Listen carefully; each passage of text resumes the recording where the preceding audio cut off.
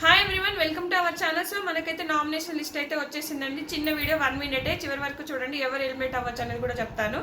So మనకు వచ్చేసి ముందుగా మనకు రాథోడ్, అలాగే సంజన గాలాని, వీళ్ళంతా నిన్ననే లైవ్లో వచ్చేసింది, ఈరోజు ఎపిసోడ్లో వస్తుంది.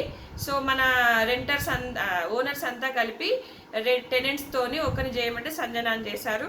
అలాగే ఇమాన్యుయల్, రీతు చౌదరి, అలాగే తనుజ గౌడ, అలాగే సృష్టి, అలాగే ఫ్లోరా షైని, ఇంకా వచ్చేసి మనకు సుమన్ శెట్టి, వీళ్ళంతా కలిపి మళ్ళా టెనెంట్స్ అంతా కలిపి ఓనర్స్లో ఎవరైనా నామినేట్ చేయమంటే డీమాన్ పవని నామినేట్ చేసినట్టున్నారు.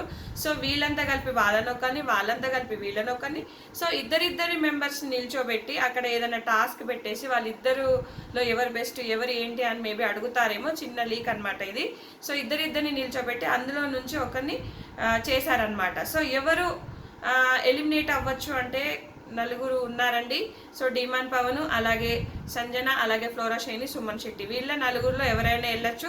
సో మనకి డిమాన్ పవన్ ఓట్ బ్యాంక్ ఉంటే కనుక సేవ్ చేయొచ్చు, లేదు అంటే మనకు సంజన గారైనా, సుమన్ శెట్టి అయినా, ఫ్లోరా, ఇళ్ళలో ఎవరైనా వచ్చు. సుమన్ శెట్టి పర్ఫార్మెన్స్ అయితే ఏమీ లేదు, అలాగే మన ఫ్లోరా షైనిది ఏమీ లేదు. సంజన కొంచెం యాక్టివ్గా ఉంది, బట్ నిన్న కొంచెం నైట్ లైవ్లో ఒకలా చేసింది. మరి చూద్దాం ఎవరు ఎలిమినేట్ అవ్వచ్చు అనేది.